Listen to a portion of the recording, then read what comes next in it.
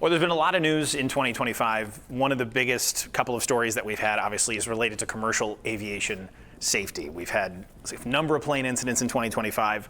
So we wanted to talk to Stefan Holt and Brant Miller. Now, obviously, you know them as anchor and meteorologist here at Channel 5, but they're both pilots. And while they don't fly commercial jets, they have a good measure of knowledge that I think will help all of us understand a little bit about what's going on in this world, and just give us your perspective as somebody who pays attention to aviation safety and who talks to aviators and who fly planes. So, guys, I just want your initial reaction about, first of all, 2 commercial airline incidents is incredibly rare, especially to happen so close together. So what are you thinking about in the aviation world, and when you talk to people about the safety issues we've had? Brant?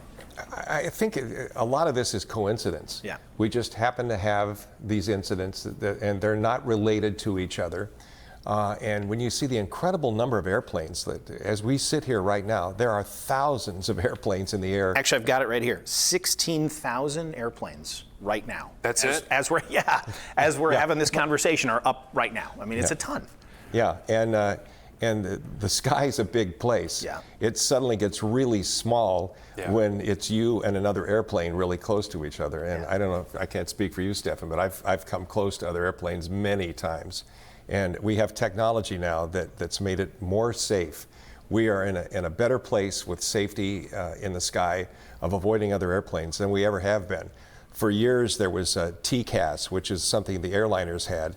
They could see you where you were, but you couldn't see them with the technology. But now, since ADSB, and here I'll remember the acronym, Automatic Dependent Surveillance Broadcast. There's going to be a test later. Yeah, big words. So what happens is aircraft have something called a transponder in it, and what it's for is to identify who you are to the radar. So the controller, whether it's Chicago Center, whether it's the TRACON, the local radar, and it has a tag on it that says what your sign is or your flight number is, and it's a way to identify you on the radar. You can sit at home and look at ADSB Exchange or Flight Radar 24, and you can literally see who's flying over your house. Right. The crazy thing is, I hear a jet going over at 4 o'clock in the morning. Look it up, see. Look it up. What tail number is that? Yeah, it's air cargo from Alaska, right. And this guy, But I can see it on. Yeah, I think that's part of it, Stefan, is kind of this open source, if you want to call it, or the transparency around. We can all see where every single plane has been at any given time. You can see it, you can hear them, listen to air traffic control on live ATC. At this point, I was going to make this ADSB, the ability to see airplanes, isn't just for air traffic controllers on the ground. Up at the cockpit now, we can see where all these other airplanes are. If you have ADSB in, I can hook it up to my iPad and I can see other airplanes that are in the pattern. Whereas before, if you go to an airport that doesn't have a control tower, you would have to communicate on the radio, and you still have to talk to other pilots and figure out who goes first for landing, who's going to take off, where you are around the field. So that was the case for the field at the Arizona incident yesterday. There was no air traffic control at that airfield, right? So that would have been a situation, at least, where the pilots are trying to talk to each other about. And this is very normal. There are a lot of uncontrolled airports all across the country. They tend to be smaller airports, but it's a situation where you have to see with your eyes and avoid other airplanes, and then communicate. You get on the radio and tell everybody, hey, I'm on short final for runway 22. This is where I am, about to land. The other airplanes say, okay, I see you, I've got you in sight, I'm going to follow you. And so all of them have to say, I see you? Or just as many as think they see you? There's a protocol. One of the things that Ralph Nichols, my instrument flight instructor way back when, taught me this, that you have to have a 3-dimensional image of everybody that's around you in your head. And you have to do the controller's job for him too. Yeah. And that happens more frequently when you get a controller that's being trained. The crowded airspace, you get the one person who's on there, you want to talk in staccato bursts, get your information out, So when you're flying into any airport, I mean, you could pick any one you want. What do you have to get out to air traffic control to let them know where you are? And then what do you expect to hear back when there is a tower in a situation? So at a towered airport, in that sort of situation, you are required to have two-way communication with the tower before you enter their airspace. Okay. That relies on a radio. We have radios in the airplane for communications, radios for navigation. It's a way for us to use radio frequencies to stay situationally aware, to communicate with others, and then we need permission to get into that airspace. So we'll call up, say it's we'll just say O'Hare Tower, for example. Right. We'll give them a call, say this is where we are, this is what we want to do, we have the latest weather information, and they'll say Cessna 1234, you're clear to land, or you're cleared under a left downwind runway 27 left. And then you have to confirm that you heard what they said, and then act on accordingly to what the directions are. Correct. Okay. You have to talk. It's this constant dialogue. And to your point, there is a little bit of a rhythm. You might hear it for someone who doesn't know anything about aviation. Say, what are they saying? What are they talking about? Well, we sometimes hear it on the news, and I don't know what they're exactly what the code is, or what we think it's a code, right? Or whatever. Just as we sit here and we wait for the holes in the conversation, so we're not doubling up on each other, you try to do the same thing. So you'll hear somebody getting a clearance, and you'll wait and you'll go, okay, here's my hole, here's where I can blast out my information. And sometimes the controllers are doing two things at once, and they don't answer you right away, but they may have heard you. So they'll finish what they're doing, and then they'll come back and they'll say, hey, so-and-so, we got you. I want to ask you both a yes or no question. Do you right now have any concerns about getting on a commercial jet and your safety, getting your destination? None. Okay. None. And I want to ask you just from a incident perspective, because I went back and I looked at the NTSB numbers. This is the latest numbers that we have from the government agency in charge of looking at these things. There were 64 incidents in the months of December. Now, that doesn't mean they're all fatal. That doesn't mean they're all crashes, but 64 incidents that they have to look into. And there were 62 in the month of January. And I suspect if we went back, there'd probably be a similar pattern month to month to month. Now, I think everybody watching this probably goes, I didn't hear about 64 incidents. Whatever they may be. Some were fatal, some were not. But you know what I mean? I think it's because the last two, commercial related, thank God one of them wasn't a fatality. I don't know how everybody made it off alive in Toronto. Remarkable. That is a miracle. Yeah. That we're probably all thinking about, okay, that's just given a lot of people pause though, right? I mean, is it? And let me validate that for a minute. Yeah. Because if you are watching TV or have been on social media in the last 3 weeks, you're thinking, oh my gosh, planes are falling out of the sky. And as we just talked about, there are thousands of planes in the air at any given moment. And there are crashes a lot in the United States and all across North America, usually involving general aviation or private planes. We haven't seen a major commercial accident at the magnitude of what we saw in D.C. or even in Toronto the other day. We haven't seen anything like that since 2009. That was the Colgan Air crash outside of Buffalo. The deadliest accident before that was shortly after 9/11. That was in Queens, New York. An American Airlines plane crashed there. So we've had a very safe stretch for commercial aviation, nearly 2 decades, where we haven't had a major crash involving an airplane. There have been accidents, and the NTSB classifies an accident as anything that involves a loss of life, serious injury, or serious damage to the aircraft in that sort of case. So there have been those things along the way, but this has been an incredibly safe period. And after every one of these accidents, it's the NTSB's job to come up with a probable cause and figure out what were the sequence of events that led to this, and what sort of regulation changes and safety changes. Even if we're talking like clipping wings on the runway, I know they look into that stuff too. See, that's another thing that, we're in media, so we cover what's going on. Right. But I don't know that it's really big news if two airplanes, if a wingtip backing out at the airport, clipping, a food truck. Right. But it's on camera now. Yeah. Because everybody has a camera on their phone and I think some of the minor incidents get over-reported, and I think that can frighten people going to an airport. And you're getting more of this curiosity reinforcement. Take the example of Toronto. You go through and you look at the reels on social media, and everybody's got a newer picture. You've got one that the fire chief took, and you can, and you're sitting there trying to play your own little game of NTSB and figure out what's going on. And they're all. The problem we have with social media is we are filled with professed experts. Everybody's their own NTSB. I like how you put that. And I see this in weather. When there's a big storm coming, there are the people on social media that have a little bit of knowledge, but take that little bit and blow it up and try to, I don't know what their end game is. Right. But it's confusing. And we get the same thing with an aviation accident. You get a barrage of information that may be good, may be off point. Someone is a professed expert as to why it happened. And one of the frustrating things with NTSB stuff is they have a preliminary report that comes out, but then you may have to wait a year for the final ruling on something. Yeah. Takes a long time. So let's talk about kind of the two bigger incidents, right? The one in Toronto and then Reagan. What do we understand so far, just in the preliminary arena, about what we can kind of rule out and help understand safety-wise? I think the key here is to remember the NTSB is the final determination on the probable cause.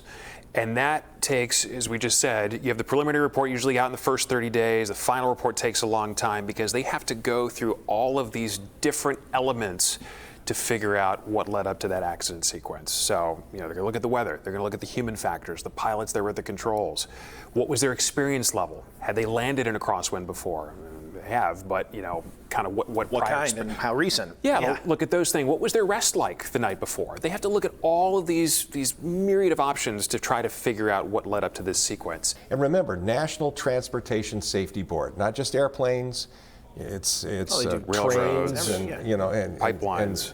But I think it's encouraging to people that the engines aren't falling off the airplane. As far as we know, it's a decently operating machine. You know what I mean? It's not necessarily a maintenance issue by any means that we know with some of these planes because they have to be maintained incredibly well.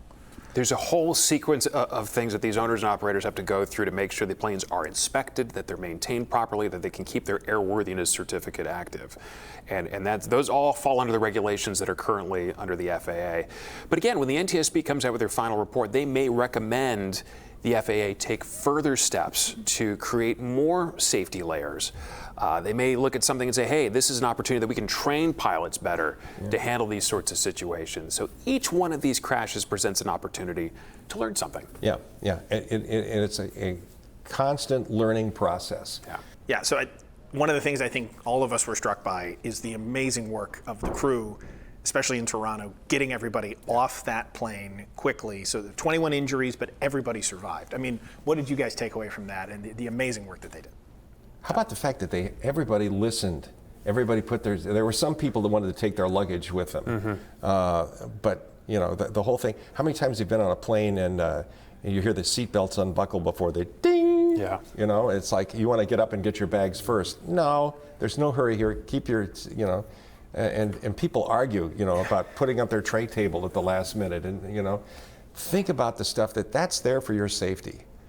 I just think, like you just said, the fact that nobody would have known anything was going wrong, maybe even including the crew and the pilot, until they hit the ground or until right before they hit the ground. I mean, just because if thank God everybody obeyed the rules there. We've heard it from the witnesses that it felt like, they touched down and then the plane just started rolling. What's remarkable is thinking, you're in your seatbelt with your seatbelt fast and the plane's upside down. You're literally hanging by your seat. I mean, the seatbelts did exactly what they're designed to do. These airplanes are designed to protect the occupants of the airplane. And then it's the crew member's responsibility to make sure those people can get off safely.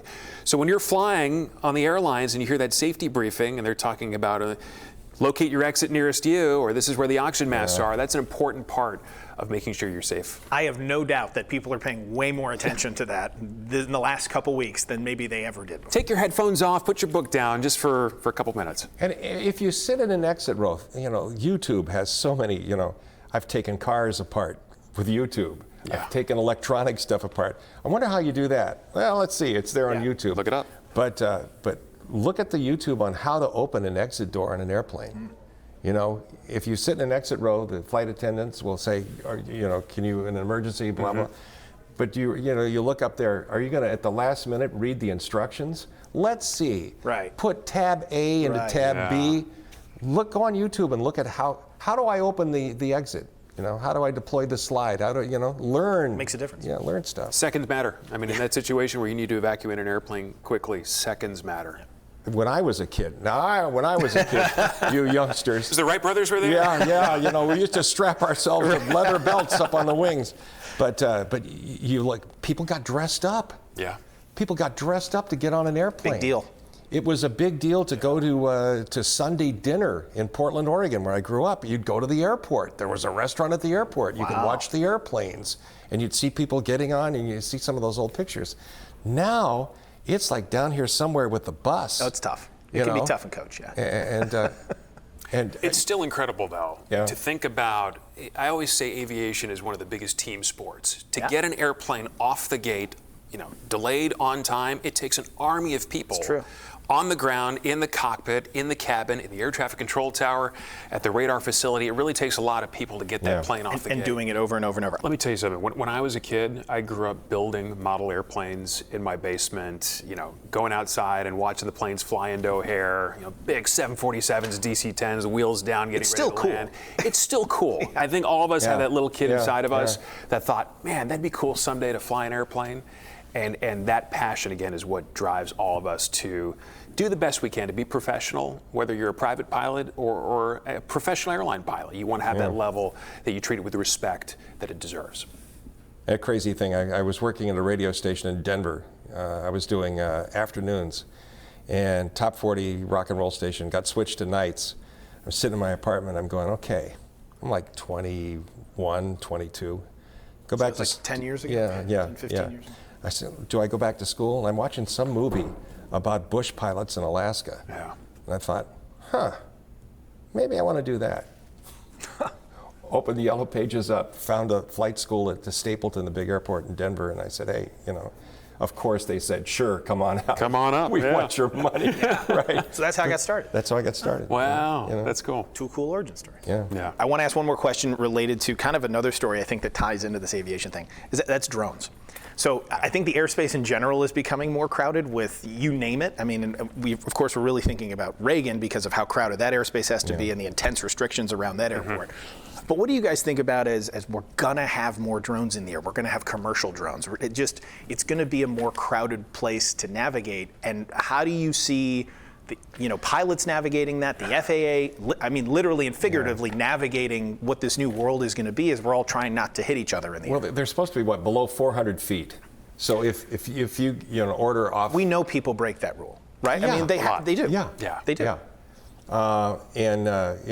It's become the new laser. Remember when lasers, Point a laser, point up in the sky, big hey, no-no. cool, I've got a searchlight, but you can hurt somebody with it.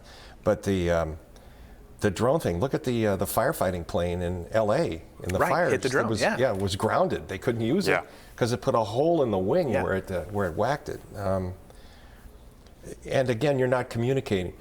We communicate with other airplanes. We communicate with the tower, and controllers, but we're not communicating with the guy in his backyard with the drone. He doesn't know where we are. And we could be cooking along at 120, 130 miles an hour, and he's got, he's taking pictures of the neighbor's swimming pool, A little scary. I think it's a good reminder that anyone who is thinking about getting a drone or has a drone is you need to be cognizant that there are other aircraft in the airspace. Let that serve as a warning, what we saw in Southern California. And if you really are into the drone stuff, take the test and get the drone license. Great, good for you, but just follow the rules. Yeah. Any final thoughts about aviation safety? What's on your mind just being tuned into this world as we're now hoping to have a much safer stretch here going forward? I tried to make the point earlier that after every one of these accidents, we learn something either about the airplane, we learn something about human factors, we learn something about the environment. There's a thorough analysis of that sequence of events, because it's never just one thing that causes a plane crash or a plane accident. Usually there's several events that lead up to that point. And with that analysis, we have the tools to figure out, okay, is this a regulation change? Is this a training change we need to make? With training, pilots go through a lot of training after they've gotten their certificate. So as a private pilot, every 24 months, every 2 years, you have to go through a flight review to make sure you're up to speed with the regulations, you know how to fly an airplane. With the airlines, those airline pilots are in the simulator at least once a year doing their annual recurrent training. Sometimes they're in there more often. But it's just a way for us to stay sharp with our skills and make sure we're trained for any emergency that can happen. And I forgot, I don't want to let you go without asking about weather, because obviously weather plays a gigantic factor in aviation too. And again, part of this ADS-B stuff we talked about, now pilots can get weather in the cockpit. For years there's some satellite delivered weather that I use that I can see what's coming, and you can have an airplane that has onboard radar, and that isn't really that effective. And if you're out there picking your way through stuff, you kind of need to rethink what you're up to. But the technology has improved incredibly, to the point where some aircraft have parachutes, and on one button you can push and it'll land the airplane if you have an accident. So there's a lot of cool stuff, and there's also somebody that doesn't fly a lot that gets out there and tries to get into the mix with everybody else. And it's a learning experience. You're always learning. This isn't where you go, I got my pilot's license. Yeah. Don't have to do anything now. Right. Pretty much can do what Not I how want it goes. to. No. You're always improving, always learning. And one wise person once said, do you trust the pilots? And if there's an incident, they're the first person to the scene. Yeah. Think about. There's no eject button in the cockpit there for them. Not in these planes. Not in those planes. Right. And there's a lot of skill. And every time I get off an airliner, I'll go up and say, hey, thanks, and Yeah. And you talk about the difference between the regional jets, the small ones, like the incident that happened in Toronto, and the big jets. The guys that are flying those regional airlines have worked really hard to get their ratings. And I asked this one, I was on one of those Brazilian 2-engine jets. And I said, is this thing fun, dude? And he's like, oh, yeah. Yeah. There is a passion in aviation. Yeah. People who get to that point where they're flying professionally, Right. I think got there because of that spirit inside of them Yeah. that just loves to be in the air, loves to be in the airplane. When you have that passion, that just propels you forward. But there's the currency level. You have to be legally prepared to fly that airplane. That's the legal bare minimum. But then there's the proficiency, and that's where you're right. I mean, if you have enough money to buy an airplane and get up in the sky, then my hat's off to you. But you got to be proficient. You got to know what you're doing. It's more than that. It requires practice, time and time again. Yeah.